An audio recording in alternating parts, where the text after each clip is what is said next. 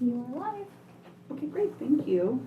Good morning, everyone. I'm going to bring the Coastal Permit Administrator hearing to order of July 10th, 2025. It is 11:01 a.m. And we'll start off with the termination of legal notice. Have all items been properly noticed? Yes, all items on the agenda have been properly noticed. Okay, thank you.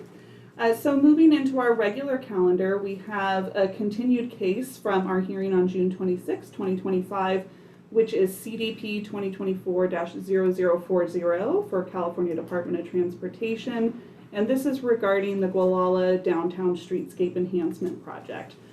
So at the last hearing, I continued the matter to this hearing today to address some of the comments that have been received regarding potential conflict of interest. So I've reviewed those matters.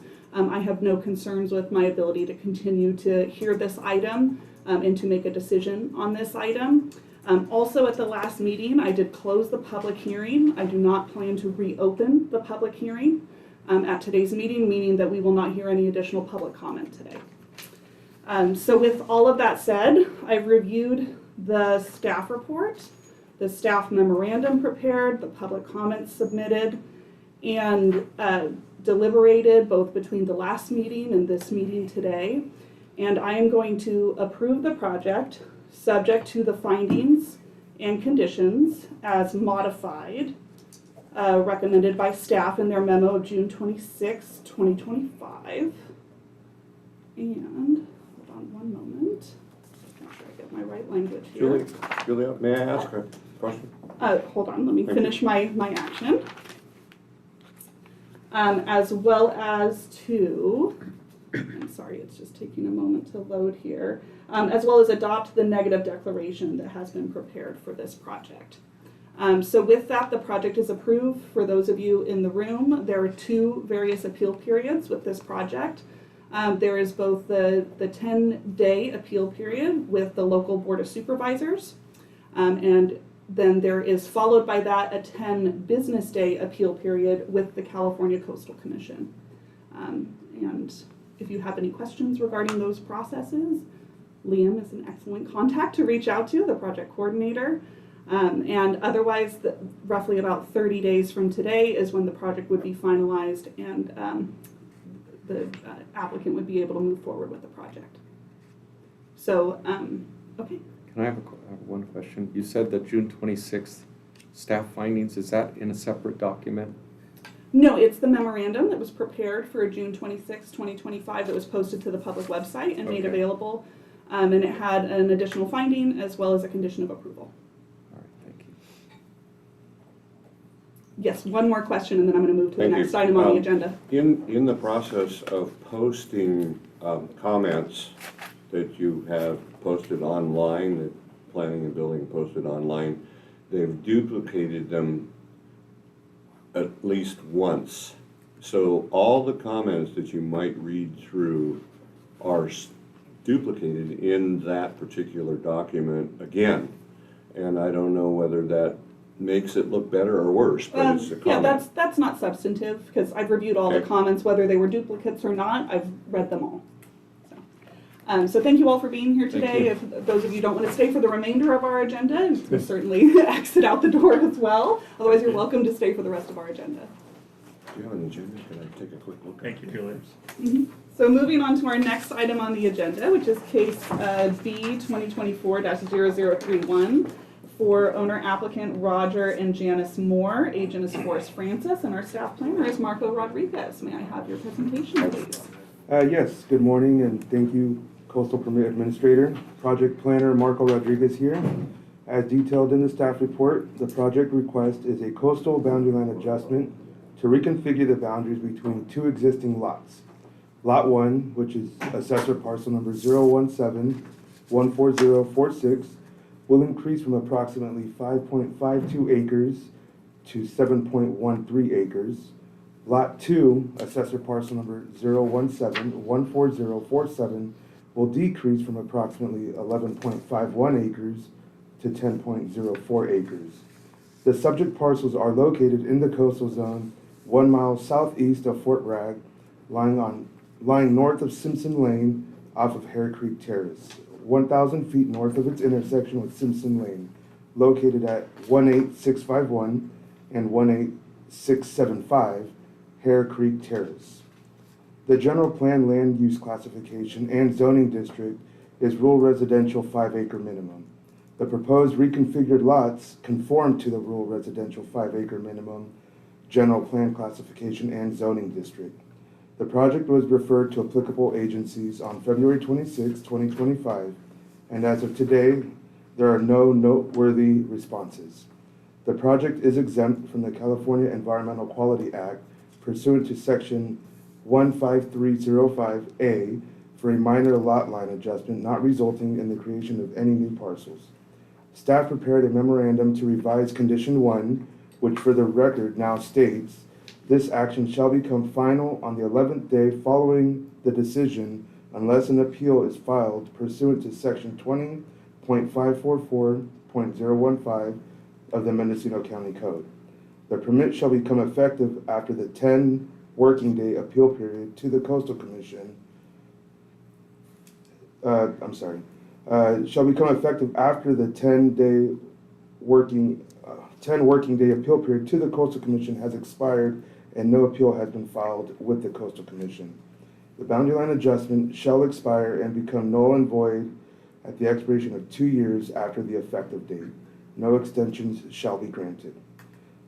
Therefore, staff is recommending approval of boundary line adjustment B 2024-0031 in accordance with the findings and subject to the conditions of approval contained in the staff report and memo. I'm available for any questions. Thank you. I just want to say thank you to staff for catching that error in the conditions of approval. That's certainly helpful, and we'll make sure that gets carried forward too for other boundary line adjustments. So I'll look to see if we have a representative of the application available online, and you can indicate so by using the raise hand feature. So they will not be present. Oh, they're not present. Yeah. Okay, thank you. Then we'll go ahead and move to public comment. So if there's any members of the public who wish to provide comment on this item, please indicate so by using the raise hand feature. And I'm seeing no public comment online. There are no members of the public in the room. So I'll bring it back to the Coastal Permit Administrator, and once again thank staff for the staff report and the revised conditions, and I will approve the project subject to the findings as modified by the memorandum from staff dated July 10th, 2025, and to the conditions of approval within the staff report. Thank you. Okay, and moving to our next case on the agenda, case CDP 2024-0017 for owner applicant Marilyn Russell, and our staff planner is Russ Ford. May I have your presentation? Good morning, Russ Ford, planning staff. So this is Coastal Development Permit 2024-0017 for Marilyn Russell, located in the coastal zone about 8 miles north of the city of Fort Bragg on the west side of State Route 1, located at 30320 and 30340 North Highway 1. So the project request is for a standard coastal development permit to legalize an after-the-fact conversion of an existing garage/studio unit into a 1,200 square foot accessory dwelling unit, and to permit installation of a new pump tank and septic transmission line to serve the ADU.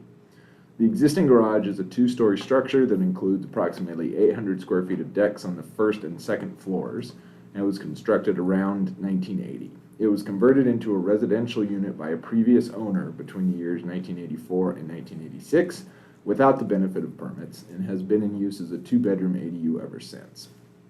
The applicant also desires to abandon the existing single-line leach field serving the ADU, install a new 1,200-gallon concrete pump tank alongside the existing 1,200-gallon septic tank, and connect the ADU to a new 2-line leach field to be installed adjacent to the existing leach field serving the single-family residence. So this permit request is in response to code enforcement complaint for the unpermitted second residential unit. Following the initial review of the complaint, code enforcement completed an inspection report and determined that the existing septic tank, residence garage, and deck were permitted between 1977 and 1979. However, sometime after 1979, the 2-story garage structure was converted into an ADU without permits. Code enforcement has requested the landowner secure a coastal development permit and any associated building permits to remediate it and legalize all unpermitted work, and the applicant would like to include the new septic connection as a matter of convenience through a single permit. So the project was referred out for comment on May 14th of 2024, and I'll just note a couple of comments came back. The Division of Environmental Health noted that they have received an application for the septic system, which is pending approval of this CDP. There is also an existing permitted well on site, which was tested at more than 1 gallon per minute, which would meet proof of water requirements for the second unit. The project was referred to the Northwest Information Center at Sonoma State, who noted that there was no record of surveys on the property and recommended a survey be done. So on January 8th of this year, the project was reviewed by the Mendocino County Art Commission. And although a survey was recommended by NWIC, due to the already disturbed nature of the project area, the commission chose only to require a tribal monitor be present on site during excavation activities. So that's been incorporated as condition number 10. California Department of Fish and Wildlife responded only requesting the targeted removal of invasive species and incorporation of native species for landscaping, which shows up as conditions 11 and 12. So moving on to project consistency, the subject site is zoned for rural residential, for which an ADU is a principally permitted use. The existing structure meets all the zoning requirements with regard to setbacks, lot coverage, and building height for the zoning district. As noted, the structure was constructed with permits in 1977, and it's currently approximately 23 feet high. The site was subsequently adopted into a highly scenic area, which has a limit of 18 feet high, but because it's legal non-conforming and no additions are proposed to the outside of the structure, it's considered legal non-conforming. So a biological scoping survey of the project was conducted on December 8th by Dark Gulch Environmental Consulting. The scoping determined the project area was heavily disturbed and landscaped, and that the resulting environment does not provide suitable habitat for any nearby species of special concern. The only hazard area worth mentioning is that the existing structure is within 40 feet of the coastal bluff, and Coastal Commission comments responded requesting a special condition requiring preventing any armoring conditions. Let's see, the septic is requested as part of the permit. We talked about ARC, and the project is determined to be categorically exempt, so staff is recommending approval with conditions per the staff report. Okay, great, thank you. And do we have a representative of the application online today? Indicate so by using the raised hand. I am seeing no hands raised, so then I'll go ahead and open the public hearing and see if we have any members of the public who wish to speak on this item. And again, you can indicate so by using the raise hand feature. And seeing no hands raised and no members of the public in the room, I will bring it back to the Coastal Permit Administrator. So thank you, staff, for the staff report. There is one additional finding that I think we need to add to the project. And you already have the analysis in the staff report, but it's MCC section 20.532.095B1, which is for when you have development located between the first public road and the sea, and it's about making that finding about public access and public recreation policies. So I want to add just stating that the proposed development is in conformity with the public access and public recreation policies of Chapter 3 of the California Coastal Act and the coastal element of the general plan. And as noted in the staff report, the site is not identified as a potential public access location on either the LCP land use maps or within the coastal element. And with that, that's the only additional finding that I think needs to be added. Otherwise, I will approve this project subject to the findings as modified, adding finding 7 and the conditions of approval within the staff report.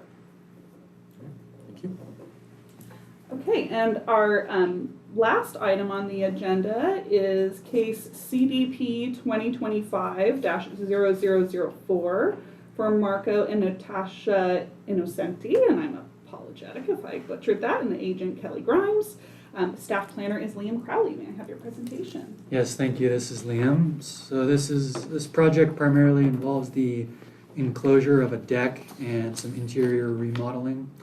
And the property is in the Casper area along Point Cabrillo Drive near the Casper Headland State Beach.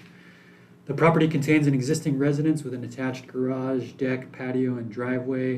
And there have been a few permits associated with this property in the past, including boundary line adjustments from 1992 and 2013, and a CDP to build the residence and the associated structures in 1994.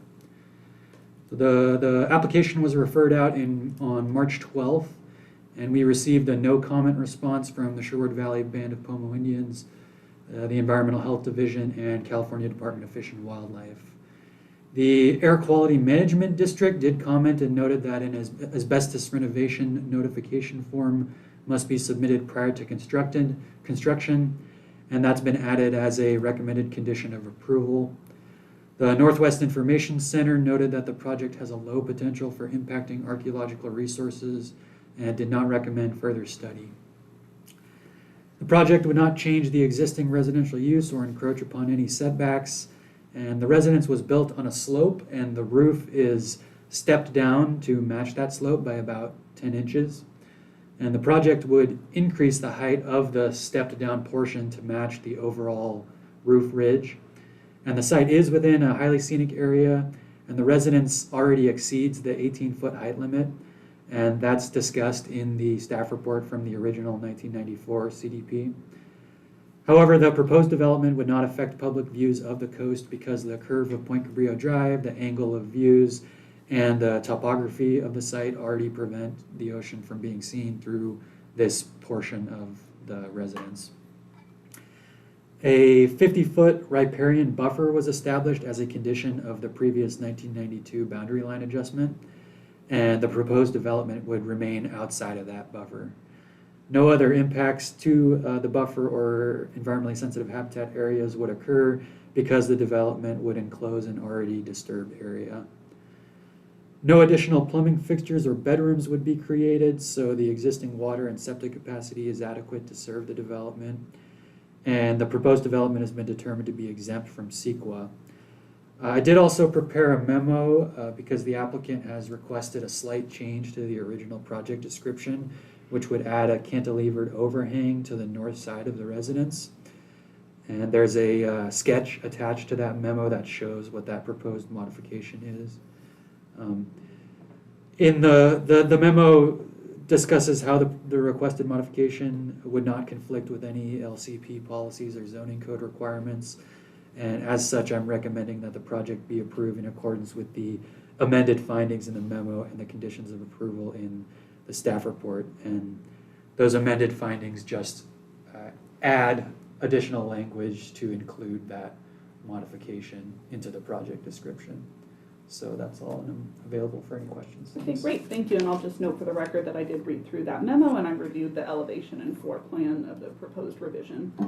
So I will now look to see if we have a representative of the application available on the line. It looks like we have the property owner and the agent, so we'll bring you both over. Please just unmute yourselves and state your name for the record and any comments you may have.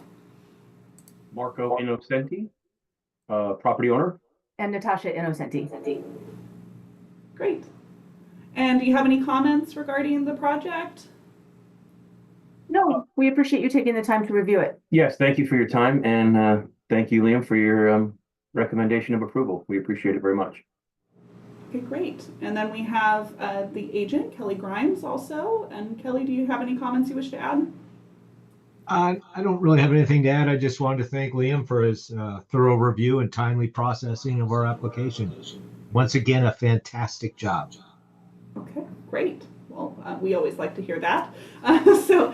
Thank you, and I'll go ahead and now open the public hearing and see if we have any members of the public who wish to speak on this item, and you can indicate so by using the raise hand feature.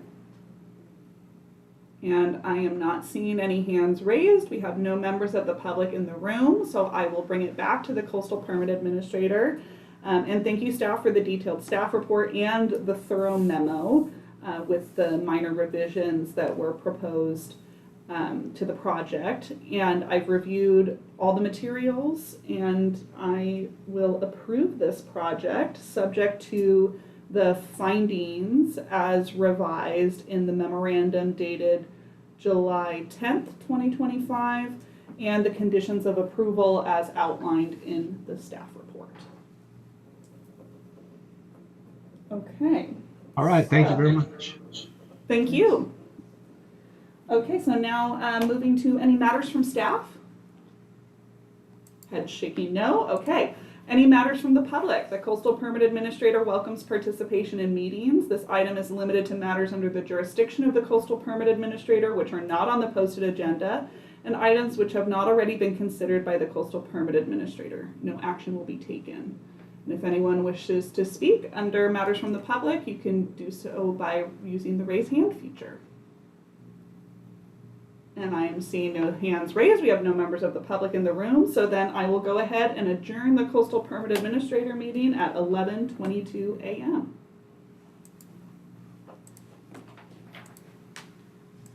All right. Oh, goodness. Okay, so for that updated